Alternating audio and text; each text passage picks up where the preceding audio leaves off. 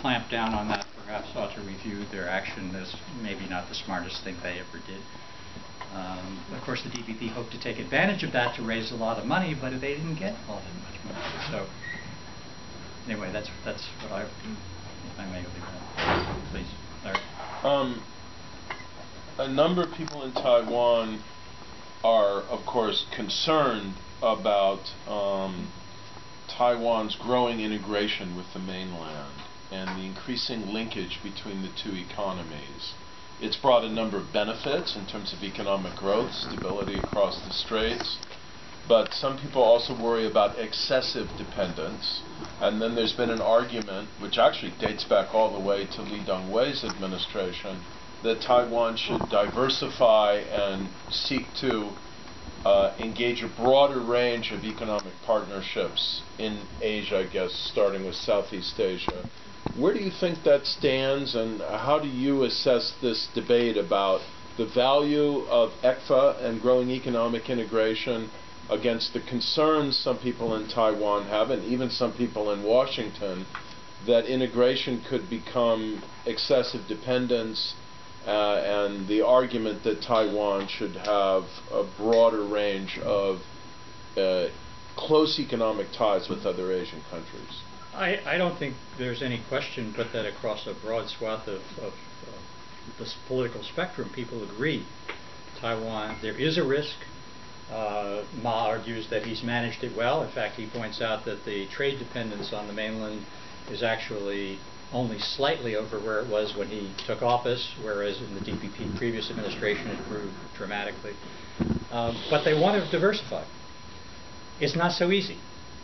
One of the issues was whether Beijing would lean on potential partners for FTA-like agreements, economic cooperation agreements, not to reach agreement with Taiwan. And I think that question is still somewhat out there.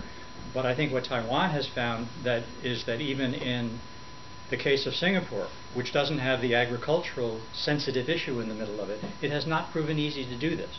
And frankly, Ying-jeou, early on, was, I thought, much more careful to say, ECFA, yes, we're going to try and do more, but it's not a magic bullet. It's not going to make us able to negotiate easily with economic partners.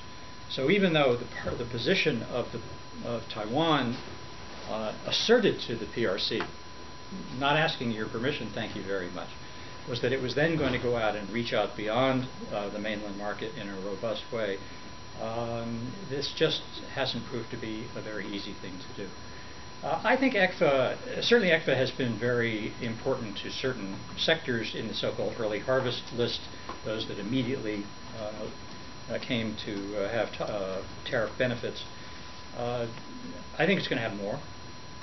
I think that it becomes increasingly difficult to expand the list beyond where they are right now. Somewhere around 90% of those products on that early harvest list, in fact, are going to have zero tariffs this year. So we'll see whether that makes a huge difference or not. But I think that there will be growing interdependence, and it's not one way. You know, at one point, several years ago, before you had ECFA, in the previous election, with the DPP in power, the PRC toyed with the idea of putting pressure on businesses Taiwan businesses located in the mainland, that they should not support Chen Shui-bian and the DPP. And that lasted for about 36 hours when they realized that this, in fact, not only would have a backlash effect, but it also would cost them a lot. I think they did penalize at least one firm, which was actually giving huge direct contributions to the DPP's political campaign.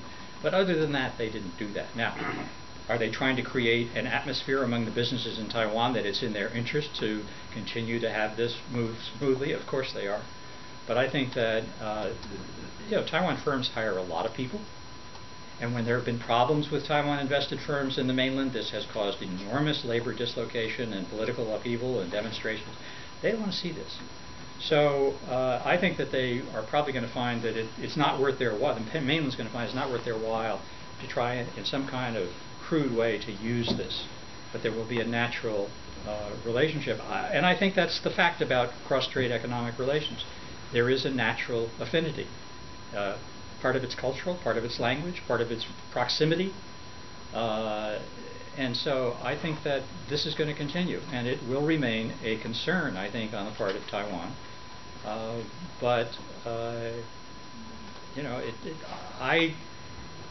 my own view is that the PRC is not likely to want to strong-arm unification. They would end up with a very difficult problem in Taiwan, which they don't need. So I turn to the terms of the anti-secession law of 2005, which in Article 8 has the conditions under which they might use non-peaceful means, as they euphemistically stated.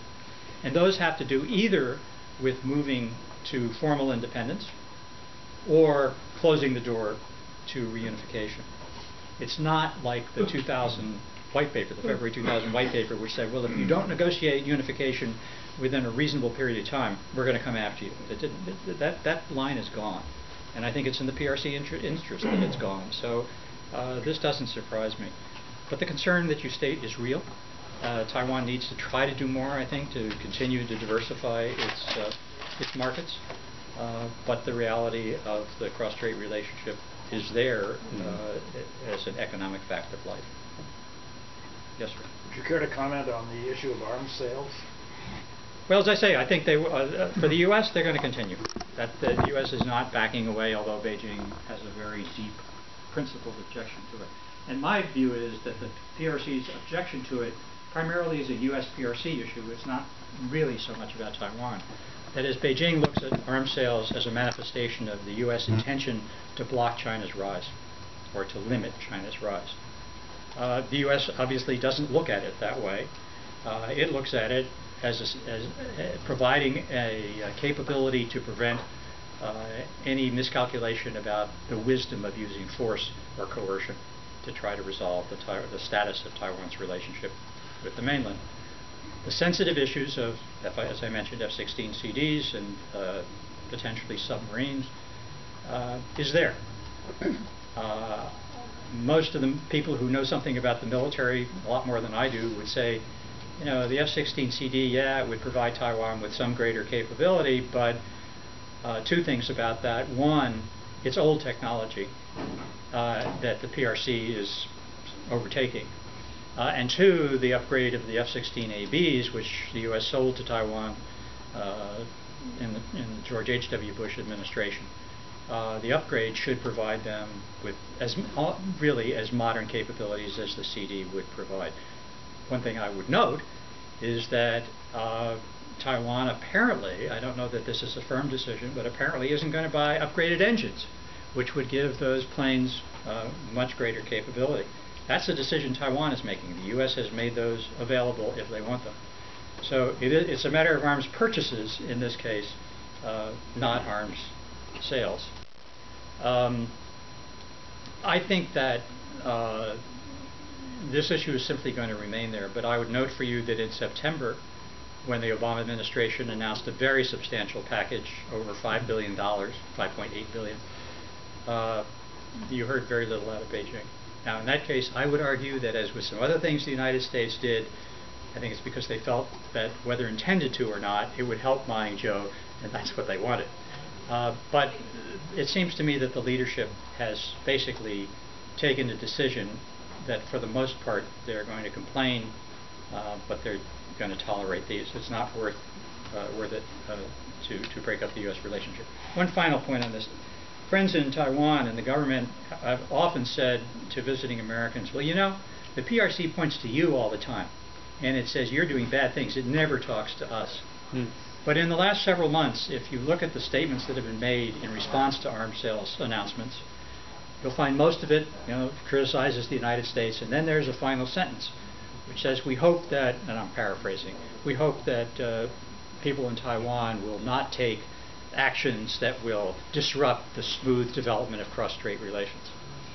So they're beginning to point their finger at Taiwan as well. But if the budget is any indication and the constriction that this applies to arms purchases, they may not have to do that for very much longer. Excuse me, Mike, I had a question here and then I'll come back to you. Yes. I don't know if this is something you'd like to talk about, but I was wondering if you could share your views on the Ma administration in the past 4 years, and what's one thing you think that Ma should focus on right away as he starts his new term? Right. Well, I think Ma has indicated what he is going to focus on, and that makes sense. That is the economy, a sense of social inequity, welfare issues, education, a lot of domestic issues. I think that I don't think it's been a bad administration, but but it clearly A, he doesn't have a lot of charisma, and people don't say, oh, you know, this is our hero, and B, there have been a lot of complaints, starting more at the beginning of the administration. Right? There was an early typhoon before Morakot came along, and there was a lot of resentment that the administration seemed very slow and uncaring. And there was a poll that was taken in the first week of February. And for the first time since Morakot, which was what, September 2009, August 2009, something like that, the satisfaction rating exceeded the dissatisfaction rating. The first time. Okay, this is interesting, I think, in terms of how people perceive that. And polls about are you satisfied with the outcome of the election were overwhelmingly positive. So he's got to do stuff, and he said he's going to do things, and I think that is what he needs to do, is focus more domestically, even though he will continue to work to improve the relationship with the U.S., work to continue to enhance cross-strait, particularly economic relations and so on. But that's what I would say about that. Mike?